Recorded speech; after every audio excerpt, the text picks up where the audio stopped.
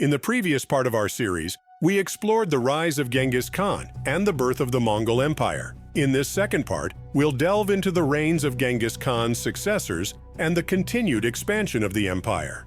We'll also examine the lasting impact of the Mongol Empire on the world, from its influence on trade and cultural exchange to its military and political legacy. After Genghis Khan's death in 1227, his third son, Ogedei, was elected as the new Great Khan. Under Ogedei's leadership, the Mongol Empire continued to expand, with conquests in Eastern Europe, the Middle East, and Korea. Ogedei was known for his administrative skills and his ability to delegate authority to capable subordinates. He also oversaw the construction of the Mongol capital, Karakorum, which became a center of trade and cultural exchange. One of the key factors in the success of the Mongol Empire was its efficient communication network, known as the YAM. This system of relay stations and messengers allowed for the rapid transmission of information and orders across the vast empire. Messengers on horseback could cover up to 200 miles per day, enabling the Mongol leadership to maintain control over their far-flung territories and respond quickly to any challenges or threats. After Ogedei's death in 1241, there was a period of political instability within the Mongol Empire. Eventually, Genghis Khan's grandson, Guyuk, was elected as the new Great Khan in 1246. However, Guyuk's reign was short-lived, and he died under mysterious circumstances just 2 years later. His death led to a power struggle among the Mongol princes and a period of relative stagnation for the empire. In 1251, Mongke, another grandson of Genghis Khan, was elected as the Great Khan. Mongke was a strong and decisive leader who sought to restore the unity and dynamism of the Mongol Empire. He launched new military campaigns, including the conquest of the Abbasid Caliphate in Baghdad and the invasion of southern China. Under Mongke's rule, the Mongol Empire reached its greatest territorial extent, stretching from Korea to Hungary. One of the most significant events during Mongke Khan's reign was the sack of Baghdad in 1258.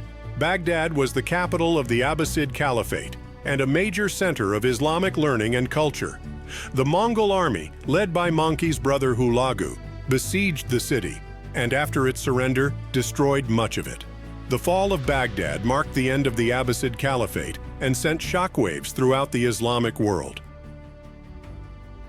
The Mongol Empire also attempted to invade Japan twice during the reign of Kublai Khan, Mongke's successor.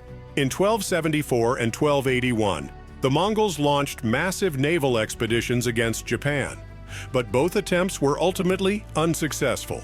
The Japanese defenders fought fiercely, and their efforts were aided by the fortuitous arrival of typhoons, which devastated the Mongol fleets. These events became known as the kamikaze, or divine wind, and have become an important part of Japanese national lore. One of the most remarkable aspects of the Mongol Empire was its policy of religious tolerance. The Mongols themselves followed a shamanistic religion, but they were open to and even supportive of other faiths. Within the empire, Muslims, Christians, Buddhists, and adherents of other religions were allowed to practice their faiths freely. This religious tolerance facilitated cultural exchange and the spread of ideas across the vast Mongol domains. The Pax Mongolica, or Mongolian peace, that the empire established across much of Eurasia, facilitated an unprecedented level of trade and cultural exchange. The Silk Road trade routes flourished under Mongol protection, allowing for the transmission of goods, ideas, and technologies between East and West. The Mongols also actively encouraged the exchange of knowledge and expertise, with scholars, artisans, and officials from different parts of the empire collaborating and learning from one another. Despite its many achievements, the Mongol Empire ultimately proved to be unsustainable. After the death of Kublai Khan in 1294, the empire began to fragment into competing khanates.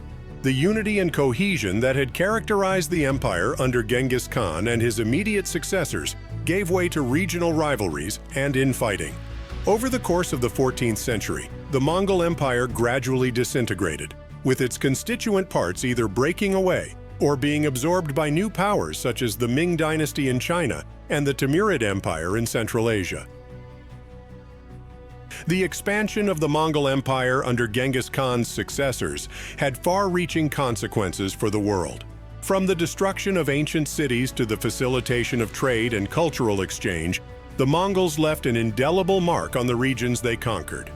Their legacy can still be seen in the cultural, linguistic, and genetic diversity of modern-day Eurasia.